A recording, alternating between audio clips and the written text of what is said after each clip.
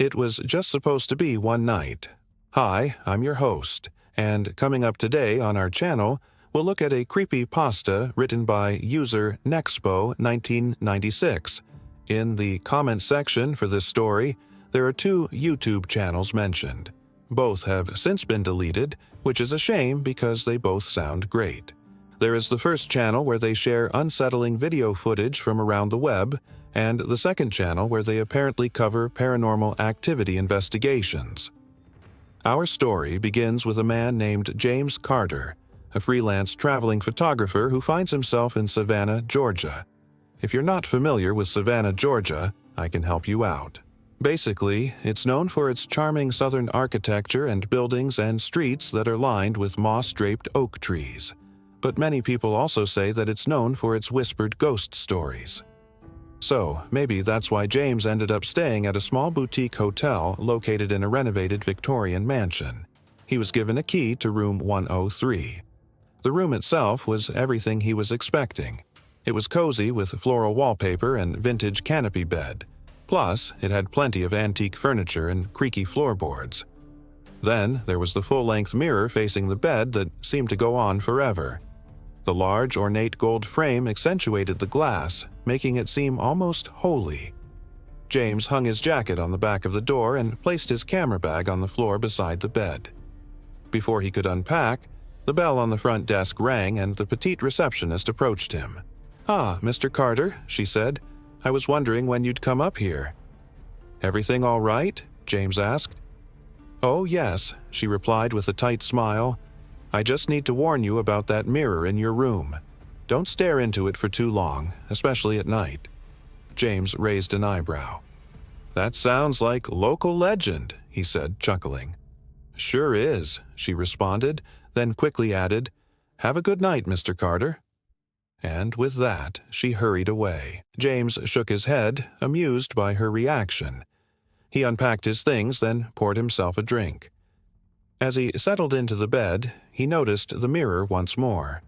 In the reflection, he could see the room clearly, even the curtains swaying slightly in the breeze. He smiled and took another drink. Looking at the clock on the nightstand, it was already late. Soon he would hear a knock on the door, but when he turned toward the mirror, he saw no one. Maybe it was just the wind, or maybe a loose shutter. At exactly 2:33 a.m., James was awakened by a tapping sound. He turned toward the mirror. Nothing. But when he looked again, his reflection was smiling. He wasn't. James blinked. The smile was gone. Was he dreaming? He rubbed his eyes, then poured himself another drink.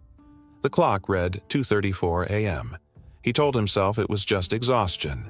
But the next morning, he found scratches on his arm.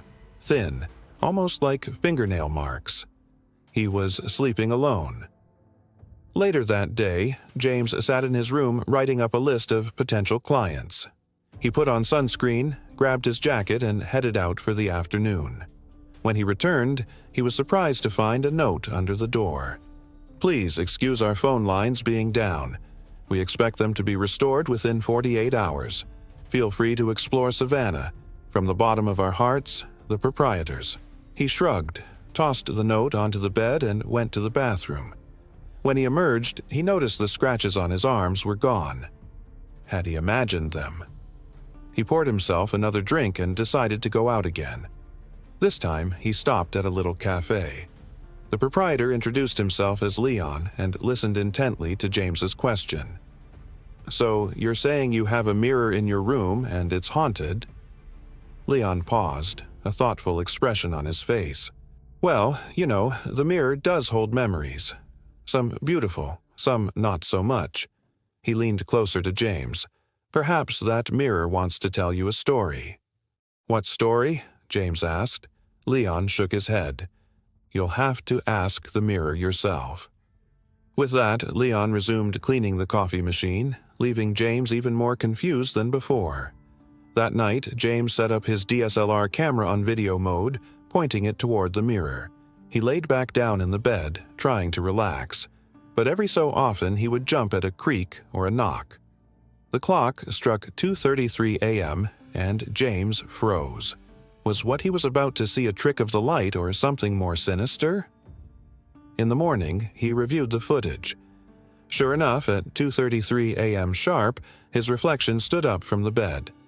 While he lay asleep, it walked toward the mirror, placed its hand on the glass, and whispered something. James enhanced the audio. "Let me out," it said. Shaken, James got up and searched the room. He wanted to leave, but the door was locked.